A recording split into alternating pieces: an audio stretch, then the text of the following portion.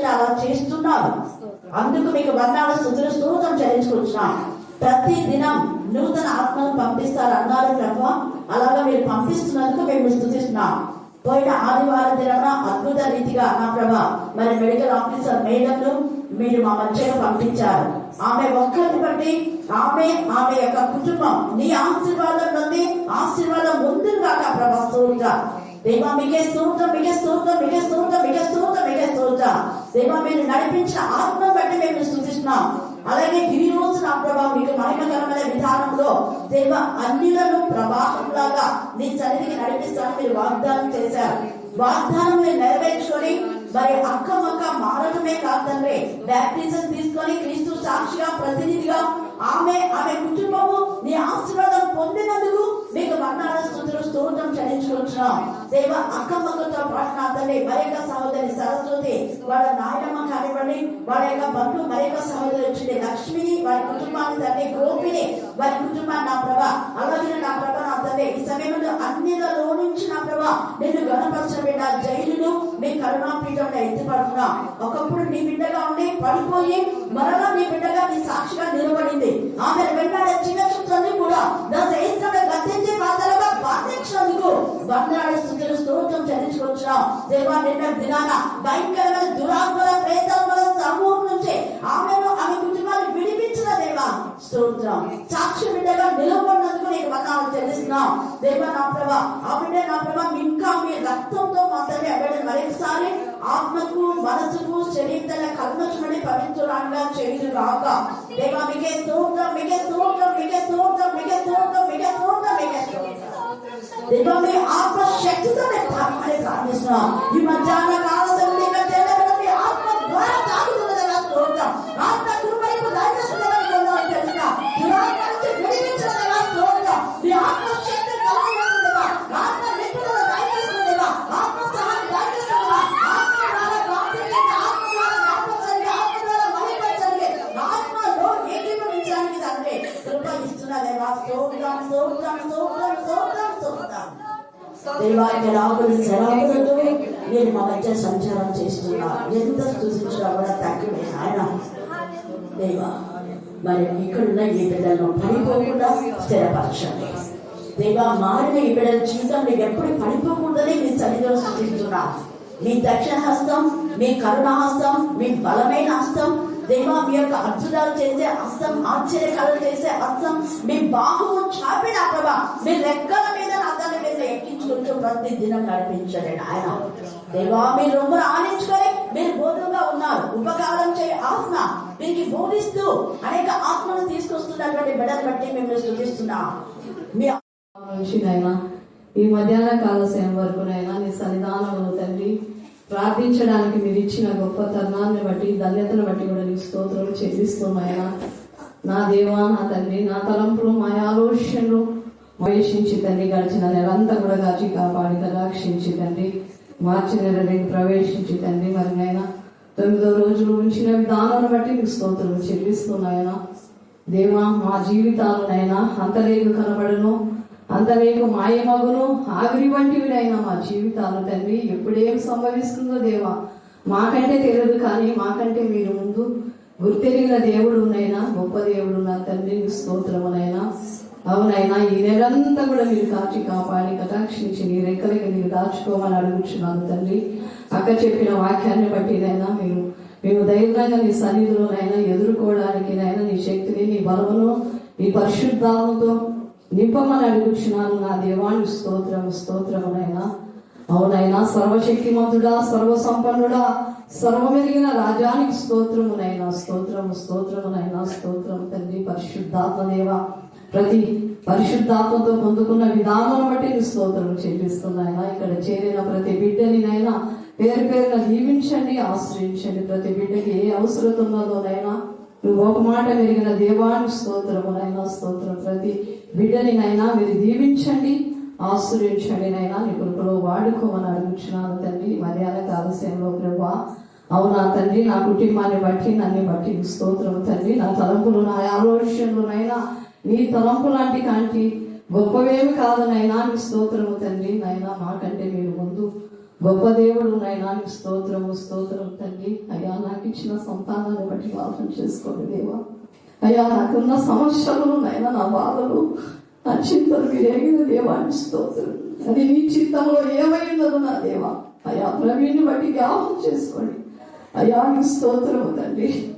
అయ్యా వారు మా దగ్గర అయితే అంత డబ్బు లేదు, కానీ అది నీ చిత్తాన్ని జరిగించమని అడుగుచున్నాను అయ్యా. పరిశుద్ధాత్మతో నింపమని అడుగుచున్నాను నా దేవా. అయ్యా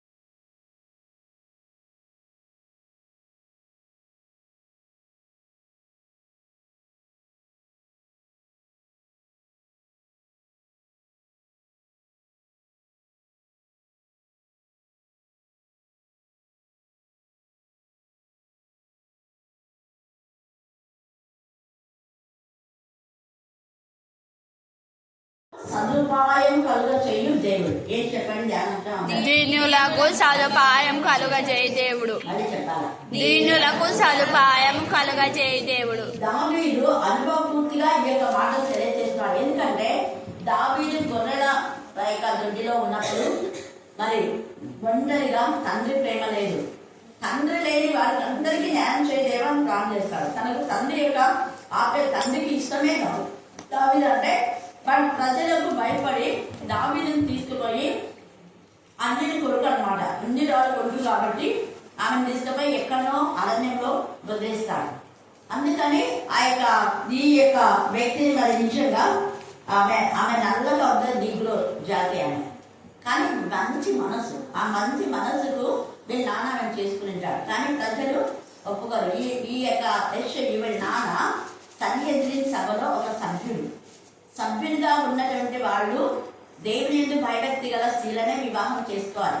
వాళ్ళ యొక్క వంశంలో వాళ్ళ జాతిలో అన్యులను పెళ్లి చేసుకోకూడదు. అన్యులను పెళ్లి చేసుకుంటే సన్నిహితుడికి సంబంధించి వెలివేస్తారు. మరి మన సంఘాలు చేస్తారా? వెలివేయమని ఉంది వాక్యంలో, కానీ చెయ్యరు. అలాంటివే కావాలి సంఘాలు రావాల్సింది అలాంటివే. ఇక్కడ వెలివేస్తే వెంటనే ఆమెనే చెప్తుంది, నన్ను తీసుకువెళ్ళి ఎక్కడైనా ఒక చోట వదిలేసేయండి. నువ్వు సన్నిహితుని సభలో పెద్దగా ఉన్నావు, నీ యొక్క మరి దేవునికి మహిమకరంగానే నువ్వు పరిచయం చేయాలి అనేసి ఆమెగా ఇష్టపూర్తిగానే వెళ్ళిపోతుంది. ఈ యొక్క దావీదు ప్రెగ్నెంట్ గా ఉన్నటువంటి సమయంలో తీసుకుని అక్కడ చేసి మళ్ళీ ఇంకొక స్త్రీని వాళ్ళ జాతిలో చేసుకుంటారు. కాబట్టి ఈ సమయం ముందు మనం జ్ఞాపకం చేసుకోవాలి. దావీదు నిజంగా ఎంతమంది వాళ్ళ యొక్క మామూలుగా అన్నలు ఉంటారు కదా, వాళ్ళ అన్నలు వాళ్ళందరూ కూడా ఎంతగా బాధ పెడతారో దావీదు అంటే. ఈమెకు పెద్ద వాళ్ళుగా ఉన్నప్పుడే, వీళ్ళకి సొంత అన్నలైనా కూడా పెద్దవాళ్ళుగా ఉంటారు. తర్వాత వాళ్ళందరూ కూడా బాధ పెడతారు దావీదు. అలాంటి సమయంలో దేవా నువ్వు దీనులకు సదుపాయం కలుగుతున్న ఒక మాస్గా నువ్వు చేశావు, దేవుని యొక్క కృప అని దేవుని స్తుతిస్తాడు. ఇక్కడ మనం చూస్తే 68వ కీర్తన దావీదు రచించిన గీతం అని రాయబడింది. అందుకే పైన ఏమంటున్నాడు చూడండి, దావీదు అంటాడు, దేవుడు లేచును గాక, ఆయన శత్రువులు చెదరిపోగా. దేవుడు లేస్తే, దేవుడు లేవడం అంటే వాక్యం. అది ఎందుకు వాక్యము దేవుడే. పదే మీకు చెప్పేది నేను వాక్యమే. ఈ వాక్యం మీరు ఎంత చదువుతారో, ఎంత వింటారో, ఎంత కండక్ట్ చేస్తారో, ఎంత ఇతరులకు చెప్తారో అన్ని సోర్స్ మనకు వస్తాయి. సోర్స్ అంతా కమ్ ఫ్రమ్ హెవెన్ అనమాట. హెవెన్లో నుంచి వచ్చింది దేవుడు వాక్యం, పరలోకం నుంచి వచ్చిందే ఈ వాక్యం. ఇది పరలోకం నుంచి వచ్చిన జీవాహారం. ఇది మనకు జీవం ఇచ్చేది, ఇది మనల్ని బ్రతికించేది. అందుకని ఆమోసు 5:5 కూడా మీరు యెహోవాను ఆశ్రయిస్తేనే మీరు బ్రతుకుతారు, లేకపోతే చస్తారు. తేలిగా చెప్పేస్తున్నాడు. ఇలాంటి కాలశంలో మనం జీవించాలంటే ఈ వాక్యము మనలో జీవం ఇచ్చేది. ఈ వాక్యంతో మనం నింపబడాలి. వాక్యము 24 అవర్స్ మనం జ్ఞాపకం చేసుకోవాలి. చదువు రాకపోయినా మనకి ఏ వాక్యాలు గుర్తుంటే అదే వాక్యాలు పదే అనుకోండి, ఎంత ఆశీర్వాదమో. అందుకే దేవుడు లేచును కాక అంటే లేవడం అనే మాటలో 2 అర్థాలతో ఇక్కడ దావీదు మాట్లాడుతున్నాడు. పాటల ద్వారా దేవుని మహిమపరుస్తున్నాడు. అంటే దేవుడు లేచినట్టే కదా మహిమపరచడం అంటే. అలాగే మన నోటి నుంచి ఇప్పుడు వీళ్ళంతా పాడినారు, అక్కడ పాడిన పాట ఇక్కడికి వచ్చింది అంటే పాటలు ఇవ్వడం కదా. హల్లెలూయా. మనం ప్రార్థించినా, మనం పాడినా, మనం స్తుతించినా దేవుని లేపుతున్న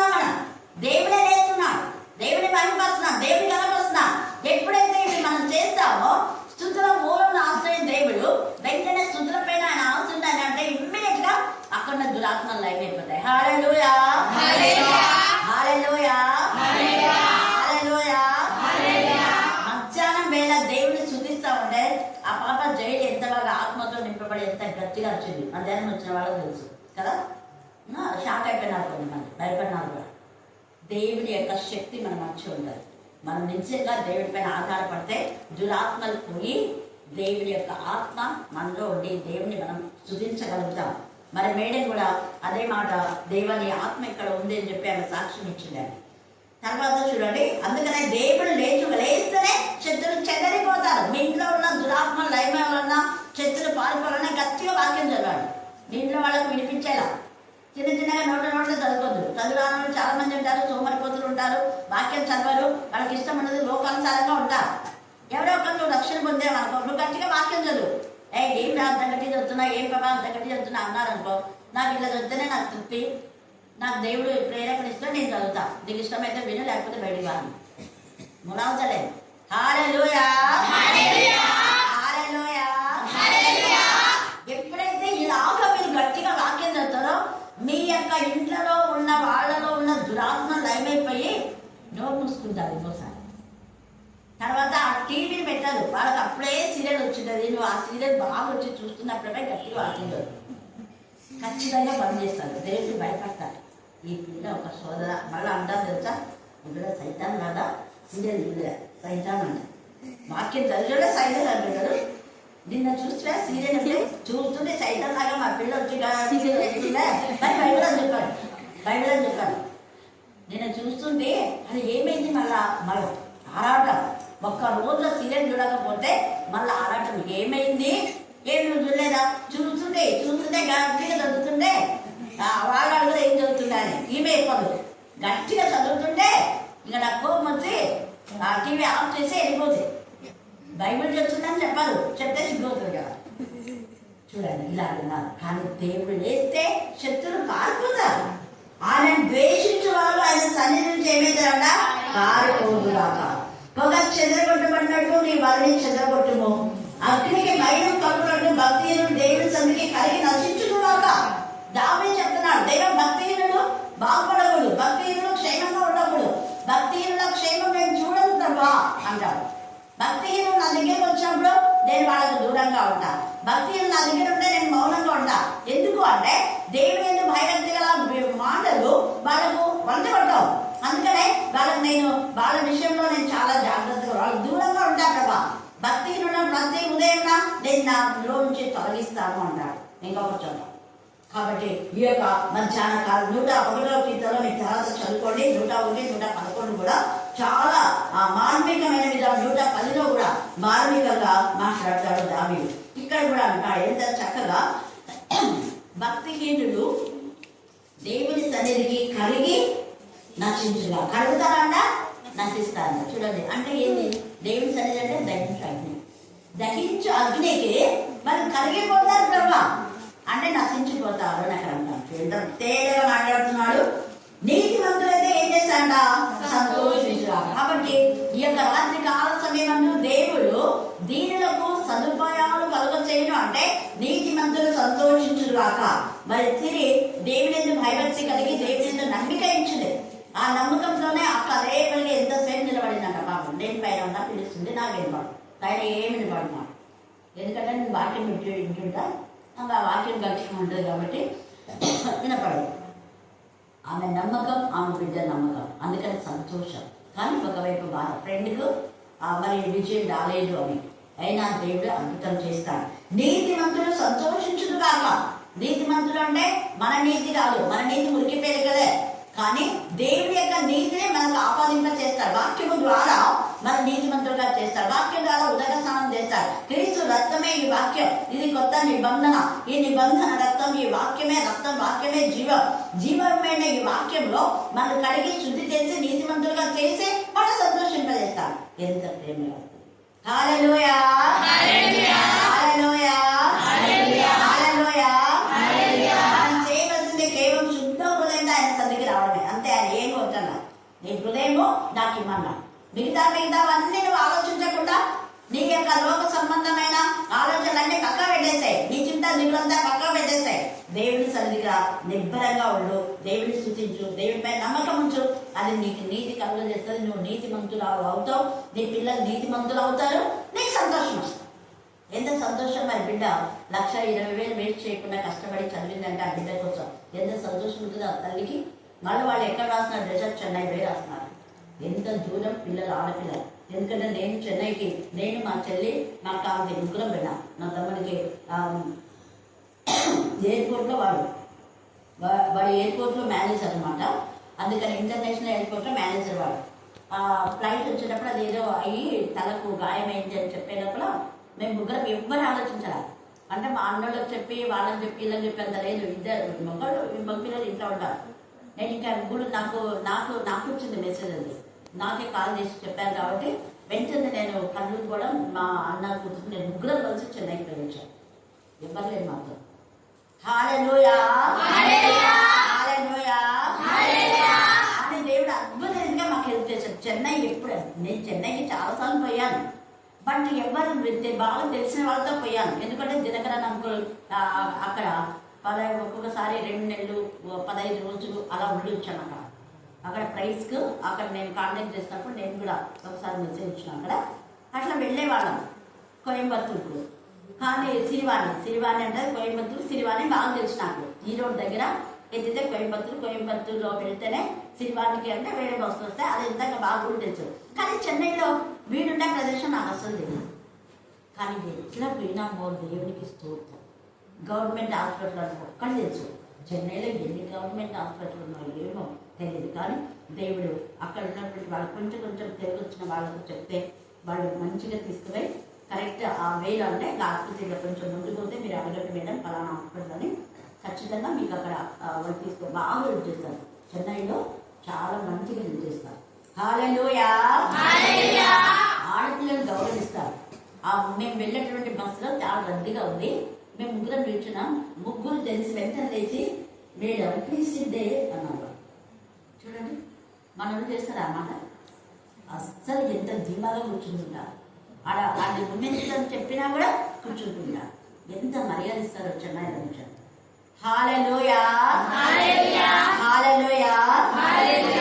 అందుకని ఇక్కడ నీతిమంతులు సంతోషించుదు కాక అంటే అనీతిమంతులకు సంతోషం ఉండదు, భక్తిహీనులకు సంతోషం ఉండదు. చూడండి నువ్వు భక్తిహీనురాలుగా ఉన్నావా? ఈ రాత్రి కాలంలో వాక్యం వింటున్నా మనం.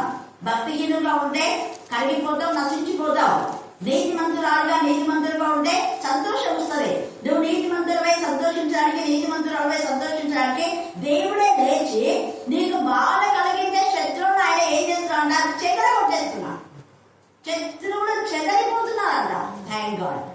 నీకు ఎవరైతే బాధ కలిగిస్తున్నారో వాళ్ళని నీకు ఇంకా కనపడకుండా చేసేస్తాడు దేవుడు. వాళ్ళ ముఖం కూడా నువ్వు చూడొద్దురా అని ప్రత్యేకంగా తీసుకొస్తారు.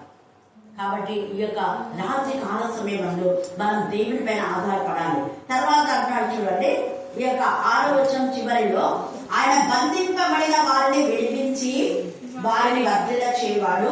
విశ్వాస ఘాతకులు నిర్జన దేశమందు నివసించుడు. నిర్జన దేశమందు అంటే తమ ఎందు భయభక్తి కలిగి తమ యొక్క మరి ఆత్మ సంబంధులైన వాళ్ళు లేని చోట. నిర్జల ప్రదేశం అంటే ఆత్మ సంబంధులు లేనటువంటి దాని చోట వెళ్ళిపోతాం. సహవాసం ఉండదు, ఆత్మ సంబంధమైన సహవాసం ఉండదు కాబట్టి పడిపోతాయి. సహవాసం లేక పడిపోతున్నామని చాలా మంది నాతో చెప్పారు. అందుకని ఇక్కడ విశ్వాస ఘాతకులు నిర్జల దేశమందు నివసించుదురు. వాళ్ళకు నెమ్మది ఉండదు, సంతోషం ఉండదు, సమాధానం ఉండదు. అందుకే ఇక్కడ దేవుడి తేటగా మాట్లాడుతున్నాడు.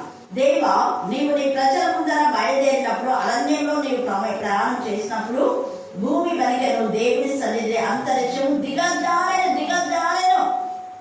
పరము నుంచి దేవుడు తన పిల్లల కోసమే పగలు మేఘస్తంలో రాత్రి అగ్ని తీసి దిగొచ్చు దిగజారెను. హల్లెలూయా హల్లెలూయా హల్లెలూయా హల్లెలూయా. తర్వాత ఇక్కడ ఏమంటాడు? ఒకటేమో దేవుడు లేచినప్పుడు శత్రువులు చెదిరిపోతారు, భక్తిహీనులు నశిస్తారు, దేవుని సన్నిధిని నీతిమంతులుగా మనం చేసి మనకు సంతోషాన్ని కలుగ చేస్తాడు. 4వది విశ్వాస ఘాతకులు నిర్జన దేశమందు వాళ్ళందరూ కూడా నివసిస్తారు. అంటే విశ్వాస ఘాతకులుగా మీరు ఉండొద్దండి. ఉంటే మీకు సంతోషం ఉండదు. విశ్వాస ఘాతకులకు నెమ్మది ఉండదు. విశ్వాస ఘాతకులకు ఆనందం, సంతోషం ఉండదు. ఒకవేళ నెమ్మది ఉన్నా గడ్డి పువ్వులు ఆగిన ఎంతలో చిగురించి అంతలోనే మాడిపోయే జీవితం. ఒక 3 రోజులు సంతోషం, 3 నెలలు సంతోషం, 3 సంవత్సరాలు సంతోషం. కానీ ఎవెలాస్టింగ్ ఎటర్నిటీలో మాత్రమే నిత్య సంతోషం ఉండేది. నీతిమంతులకైతే నిరంతర సంతోషం. హల్లెలూయా, హల్లెలూయా, హల్లెలూయా, హల్లెలూయా, హల్లెలూయా. అక్కడ ఏడుపు ఉండదు, అక్కడ కన్నీరు ఉండదు, అక్కడ దాహం ఉండదు, అక్కడ ఆకలి ఉండదు, అక్కడ ఏ గొడవలు ఉండవు. ప్రశాంతంగా ఉంటాం. ప్రశాంతమైన జీవితాన్ని దేవుడిస్తాడు. తర్వాత ఒకరినొకరు దోచుకునేది కూడా ఉండదు, ఒకరిని ఆశించని జీవితం. తర్వాత 8వ వచనంలో భూమి వలికెను, దేవుని సన్నిధి అంతరిక్షం దిగజారు. ఇశ్రాయేలు దేవుడి సన్నిధిని ఆవలి సీనా ఏం చేశాడ? కప్పించింది. సీనా అంటే పెద్ద కొండ. ఆ కొండ పైకి రాబోతున్నాడు యేసయ్య మనం కలుసుకోవడానికి. ఆ కొండ కంపించిందంట. తర్వాత ఏం మాట్లాడుతున్నాడు? దీనిలో ఇంకొక అర్థం కూడా ఉంది. ఆవలి సీనాయి కంపించదనే మాట యేసయ్య మరణ సమయంలో కూడా చాలా కొండలు కంపిస్తాయి, భూమి వణుకుతుంది. అది కూడా ఇక్కడ అర్థంతో ప్రవచన రూపకంగా దావీదు తెలియజేస్తూ ఉన్నాడు. దీనికి రిలేటెడ్ గా 69వ కీర్తన రాస్తాడు అక్కడ. తర్వాత చూడండి 9వ వచనం. దేవ నీ శ్వాస మీద నీవు వర్షము సమృద్ధిగా కురిపించు. హల్లెలూయా, హల్లెలూయా, హల్లెలూయా. 5వదిగా అందరి మీద కాదు, దేవుని శ్వాస మీద. దేవ నీ శ్వాసము మీద నీవు వర్షము సమృద్ధిగా కురిపించుతువి. అది అలసీయగా నీవు దాన్ని ఏం చేసావు? బలపరచుతువే. మార్తమ్మక ఎన్నిసార్లు సాక్ష్యం ఇచ్చింది. ఇప్పుడు ఎగబెట్టట పనులు చేసి కాళ్ళ నొప్పులు బాడీ పెంచండి. కానీ ప్రాంతం వస్తున్నప్పటి నుంచి ఆమెకు రోజు నూతన శక్తి అంట. ఆ బలనిక లేదు అనింది. లేదు కాబట్టే ఆమె మధ్యాహ్నం వస్తుంది, రాత్రి వస్తుంది కదా. ఇంకా కొంతమంది ఉన్నారు ఇక్కడ పనులకు పోయిన వాళ్ళు. మరి సరోజమ్మ కానీ ఆమె రోజు మరి రహేలు పనులకు పొయ్యి మరి ఎమ్మెల్యేలకు కూడా పాపం రావాలనుకుంటుంది, పిల్లలకు భోజనం పెట్టాలని. అలాగా పనులకు పోయిన వాళ్ళు. ఇంకా ఏమైతే ఊళ్ళు పోతుంది కర్నూలుకు మనీ పాపం రోజు కర్నూలు నుంచి మరి ఊళ్ళు అప్ అండ్ డౌన్ అయినా కూడా దేవుడు అలస్యం తీసేస్తాం. హల్లెలూయా, హల్లెలూయా. అలాగే జూన్ కలకు అప్ అండ్ డౌన్ చేసే పిల్లలు స్టూడెంట్స్ చూడండి ఎంత గొప్ప దేవుడు మాకున్నారు. ఆయన కనికరం తండ్రి, ఆయన కృపగల తండ్రి, ఆయన ప్రేమగల తండ్రి. అందుకనే తన బిడ్డలకు స్వాస్థ్యం పైన ఈ వర్షము అనే మాట 2-3 అర్థాలతో ఉంది. వర్షం అంటే సమృద్ధి. సమృద్ధి అంటే నీకు కావాల్సిన ఆర్థిక సహాయం ఇస్తాడు, అనారోగ్యం నుంచి దేవుడు విడుదల చేస్తాడు. సమృద్ధి అంటే విద్యార్థులకైతే జ్ఞాన సమృద్ధిని దేవుడు ఇస్తాడు. జ్ఞానంలో నీకు కొత్త ఉండదు. సమృద్ధి అనే జ్ఞానంతో దేవుడు నీకు ఇస్తాడు. ఘనమైన విషయాన్ని దేవుడికి ఇస్తాడు. నీ పంటకు తగిన సమృద్ధిని దేవుడు ఇస్తాడు. అన్ని అర్థాలతో పక్క ఊర్లో మరి ఆ యొక్క వర్షం రాకపోయినా నీ పొలము దేవుడు ఆశీర్వదిస్తాడు. నీ పొలానికి నీళ్ళు ఇస్తాడు దేవుడు, మిగతా వాళ్ళకు వచ్చినా రాకపోయినా. అలాగనే నీ ప్రాంతంలో దేవుడు నీ పంటకు తగిన వర్షాన్ని, తగిన ఎరువులు, తగిన సహాయము అన్ని సమృద్ధిగా దేవుడు ఇస్తాడు. ఎప్పుడు దేవుని పైన మనం ఆనుకున్నాం, దేవుని హత్తుకొని ఆనుకుని జీవించినప్పుడు. అందుకనే దేవుడు లేచు కాకంటే మన నోట దేవుని స్తుతించినప్పుడు, స్తుతి గీతములతో దేవుని గలపరిచినప్పుడు, దేవుని మహిమపరిచినప్పుడు, దేవుని కొనియాడినప్పుడు. తర్వాత అదే 5వలో ఇక్కడ సమృద్ధిగా దేవుడు మన జీవితాలను ఆశీర్వదిస్తాడు. తర్వాత నీ సమూహము, దానిలో నీ సమూహము అదే ఫెలోషిప్ అంటే. అందుకే సమాజంగా కూడా మానొద్దంటే అన్నారు. సమాజంగా మాని సోదరులు పడిపోతున్నారు. పోయిన దురాత్మలు మళ్ళా వస్తున్నాయి వాళ్ళ ఇళ్లలో. ఎంతమంది ఇళ్ళలో అయితే దురాత్మలు వెళ్ళగొట్టామో మళ్ళా అవి ప్రవేశిస్తున్నాయి. ఎందుకంటే వాక్యంలో ఉంది, యేసు చెప్పాడు కదా, ఒక దురాత్మను వెళ్ళగొడితే వాళ్ళ ఆత్మీయంగా దేవుని భయం భక్తి లేకుండా ఉంటే ఆ ఒక్క దురాత్మ వెళ్ళిపోయి ఎంతవరకు ఉంటుంది అది అంటే వాళ్ళకి టచ్ చేయకుండా వాళ్ళు దైవికంగా సమూహంలో ఉన్నంత వరకు. సమూహంలో ఉంటే దానికి భయం, కానీ వాళ్ళ సమూహంలో లేకుండా వాళ్ళ ఇష్టానుసారంగా చేసిన మేలు మర్చిపోయి విశ్వాస గాజులు అయిపోయినప్పుడు మరణాలు మొక్కలు దయ్యాన్ని కదా. ఎంతమంది? 7 దయ్యాలు. అంటే మొక్కలకి రక్షణ పొంది ఆ రక్షణ నిర్లక్ష్యం చేస్తే కుటుంబంలో 7 మందికి 7 విధాల బాధలు వస్తాయి. అదే నీతిమంతుల కంటే 7 బాధలు కలిగినా కూడా 6 బాధల నుంచి దేవుడు మనకు బాధ వచ్చినా 7వ బాధ నుంచి మనం విడిపిస్తాడు. హల్లెలూయా, హల్లెలూయా, హల్లెలూయా, హల్లెలూయా. అందుకే నీతిమంతుడు 7 మార్లు పడినా 7 బాధలు వచ్చినా కూడా దేవుడిలో నీకు అబద్ధం లేకుండా, నువ్వు పడిపోకుండా, నువ్వు కృంగిపోకుండా, నువ్వు నాశనం కాకుండా దేవుడు 7వ చిత్త చివరిగా నేను లిఫ్ట్ చేస్తాను. ఎక్కలేనంత ఎత్తైన కొండపై వితౌట్ యువర్ నాలెడ్జ్ నువ్వు ఊహించావు, అనుకోని విధానంలో దేవుడు లిఫ్ట్ చేస్తాడు. మనకి ఎప్పుడు నేను అనుకోలేదక్క ఎంత ఉన్నత స్థితి దేవుడు నడుస్తారని. కలెక్టర్ మేడం కూడా అదే ఉంటుంది. నేను అనుకోలేదు అట్లా అనడు నమ్మకాలు ఇంత ఉన్నత స్థితి ఇస్తారు. దేవుడు అనుకోని విధానంలో నేను లిఫ్ట్ చేస్తాను. కాబట్టి ఇక్కడ నీ సమూహము దానిలో నివసించును. దేవునిలో, దేవుని సన్నిధిలో, దేవుని స్వాస్థ్యంలో దేవ నీ అనుగ్రహం చేత దీనులకు సదుపాయం కలగజేసి, దేవుని అనుగ్రహం చేత దీనులకు తండ్రి లేనటువంటి బిడ్డ అని శిరీష దేవుని సదుపాయము అంటే జ్ఞానంతో. అప్పుడు అడిగాను నన్ను, అక్క ఇలా తిరుపతికి వచ్చింది వెళ్ళాలా? ఖచ్చితంగా వెళ్ళండి, ఏం పర్వాలేదు. తిరుపతి చాలా మంచిది ప్లేస్ అది, కాబట్టి వెళ్ళండి, ఎంత ఖర్చు అయినా కూడా పర్వాలేదు. మళ్ళీ తర్వాత వాళ్ళకు స్టైఫండ్ ఇస్తారు. ఖచ్చితంగా దేవుడు మనకు అది రీఫండ్ అవుతుంది. హల్లెలూయా, హల్లెలూయా, హల్లెలూయా. కాబట్టి ఈ రాత్రి కాల సమయమందు దేవుడు నీకు నాకు సదుపాయం కలుగజేస్తున్నాడు. మన పక్షంగా రాజ్యం ఆడే దేవుడు. అయితే మనం దేవునికి ఇష్టంగా హృదయపూర్తిగా ప్రార్థన చేయాలి. ఎలాంటి ప్రార్థన అంటే చూడండి, 66వ కీర్తన 16 నుంచి చదవండి. దేవుని యందు భయము భక్తి రెండు. భక్తి లేని భయం వృధాయే, భయం లేని భక్తి కూడా వృధాయే. దావీదుకు దేవుడు అంటే చాలా భక్తి, అమితమైన భక్తి. కానీ ఆ కొంచెంలో భయం కూడా పాపం చేస్తున్నాడు. అందుకనే రాస్తున్నాడు దేవుని యందు భయభక్తి కలిగి ఉండాలి. సో యోసేపుకు భయం ఉంది, భక్తి ఉంది.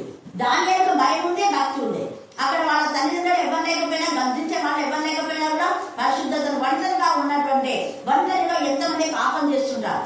తమ ఒంటరి జీవితంలో అనేక పాపాలకు ఇవ్వబడుతుంటారు. కానీ దానియేలుకు ఎవరు అక్కడ చెప్పేవాళ్ళు లేకపోయినా అక్కడ దేవుని పైన ఆధారపడి పరిశుద్ధతను కాపాడుకున్నాడు. యోసేపు ఎవరు లేరు కదా పాపం చేద్దామని అనుకోలేదు. అమ్మ దేవుడు చూస్తున్నాడు, ఎవరు చూడకపోయినా దేవుడు చూస్తున్నాడు. భయం ఉంది, భక్తి ఉంది, అందుకే పరిశుద్ధతను కాపాడుకున్నాడు. ఇక్కడ దావీదు అనుభవంతో చెప్తున్నాడు. కాబట్టి రాత్రి భయంతో కూడిన భక్తి ఉండాలా, భక్తితో కూడిన భయం ఉండాలి. భయభక్తులు లేని జీవితం వృధాయే. అందుకే దేవుని యందు భయభక్తులు కలవాలా మీరందరూ వచ్చి ఆలకించుడి. అదే ఆయన నా కొరకు చేసిన కార్యములను నేను వినిపించిన. దావీదు వినిపించినందుకే ఇంతగా దావీదు వంశావళి, దావీదు చిగుర యేసేను నిరంతర యాజకుగా, నిరంతర రాజుగా దేవుడు సెట్ చేశాడు. మరి మీ పిల్లలు ఆశీర్వదించబడాలంటే ఎంత వాక్యం చెప్తే మీరు దేవుడి గురించి, ఎంత వివరిస్తే, ఎంత పాడితే, ఎంత స్తుతిస్తే, ఎంత మహిమస్తే అంత మీ పిల్లలకు ఆశీర్వాదం.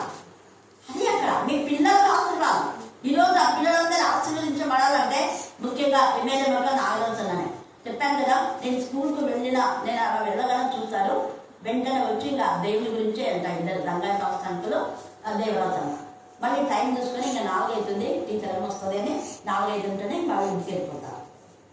హల్లెలూయా, హల్లెలూయా. వాళ్ళతో పాటు కాకి దేవతల మంకులు కూడా ఇక్కడ అసలు ఆ పొలం అంతా నన్ను తీసుకున్నాను. పాపం నేనేం చేస్తాను అనుకో, నేను రిటైర్ అయితే వెళ్ళిపోతాయి కదా అనుకుని తీసుకోవాలి.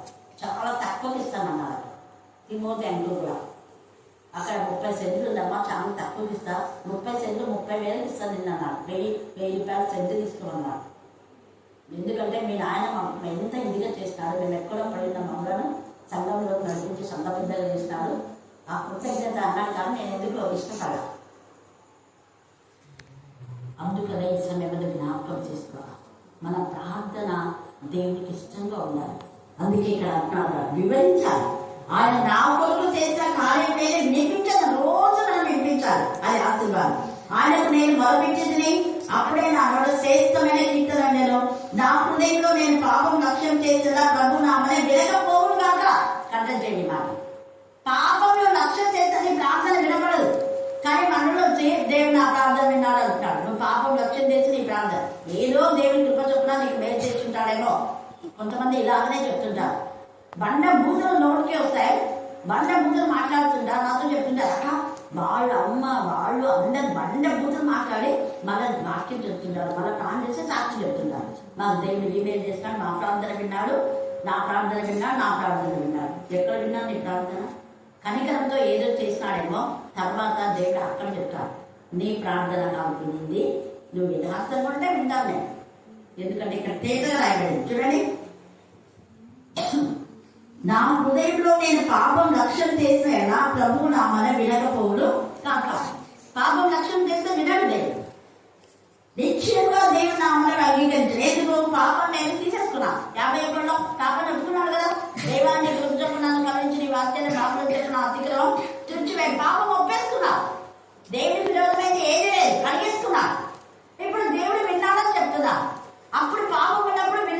అందుకని ఉపవాసంతో బాండేజ్ కొడుకు బతకాలంటే కొడుకు బ్రతికారా చచ్చిపోయాడు. కానీ శ్రేష్టమైన కొడుకుని ఇచ్చాడు. హల్లెలూయా, హల్లెలూయా, హల్లెలూయా. హల్లెలూయా. అందుకని ఇక్కడ అన్నాడు, నా హృదయంలో నేను పాపం రక్షణ చేసిన ఎడల ప్రభు నా మన వినకపోను. నిత్యంగా దేవుడు నా మనవి అంగీకరించున్నాడు. ఆయన నా విజ్ఞాపన ఆలకించున్నాడు.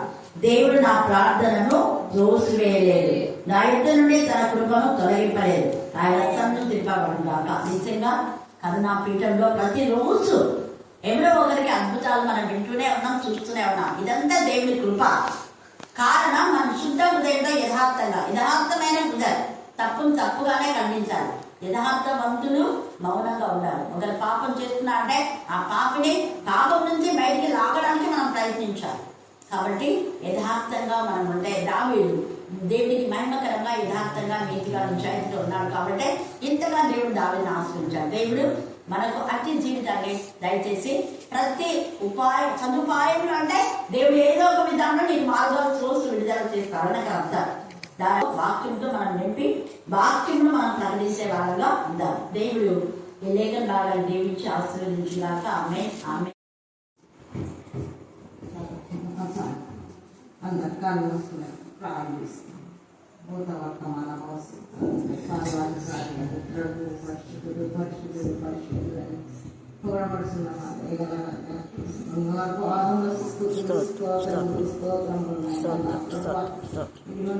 ఇక్కడ ఇద్దరు ముగ్గురు కూడా నా నామం స్మరిస్తారు, వారి మధ్యలో నేను ఉంటానని సెలవించిన దేవానికి స్తోత్రం ఆయన. నా ప్రభు గొప్ప దేవ, ఇదిగోనైనా ఈ కరుణ పీఠంలో మందరం కూడా కలుసుకొని నేను స్థుతించగలను, నిన్ను గడపరచుకుని నువ్వు ఇచ్చిన ధన్యతను బట్టి నీకు స్తోత్రం నాయనా, స్తోత్రం తండ్రి. నా ప్రభు ఇదిగోనైనా సిరి ఎంత భయముతాను వెళ్ళింది నాయన. నా ప్రభు సిరి అక్కతో ప్రార్థన చేయమని అడిగినప్పుడు నేను అక్కకు నేను ఎంతగానో ప్రయాసపడి అడిగి స్కూల్ నుంచి వచ్చి అక్కడితో ప్రేయర్ చేసుకున్నాను ఆయన. నీకు స్తోత్రం నాయన. నా ప్రభు ఇదిగోనైనా తిరిగి ఎంతో మంచి మార్పులు విజయించినందుకు కోట్ల స్తోత్రములు నాయన. నీకు స్తోత్రం తండ్రి. నా ప్రభు ఇదిగోనైనా బిడ్డని ఆరోగ్యంతో బలంతో శక్తితో కాపాడమని అడుగుతున్నాను నాయన. నా ప్రభు ఇదిగో నాయన ఏమైనా ఎంతగానో గాయపడింది నాయన. బిడ్డని ముట్టడి ప్రభు తాగండి నాయన.